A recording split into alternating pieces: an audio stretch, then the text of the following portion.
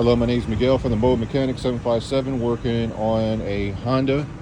Excuse me, I apologize, an Acura, which is the same thing. To get off the pulley, all you need is a 19mm wrench, 1/2. You put it right here, and you just pull it right off. And I've already loosened it up, and you can see I can just take it off with my hand. You do not need a pulley puller. This is a 2007. You do not need a pulley puller on this particular model. This is just a mechanic tip to save yourself some time. Don't go to the store and do all this and do all that. Just get yourself a 19mm, 1/2 inch like I did, and just crank the baby down. And what I did to have the pulley not to move, I just took this and I stuck it right there. Like, let me try to do it with one hand. Please work with me. Trying to do it with one hand. I've already done it.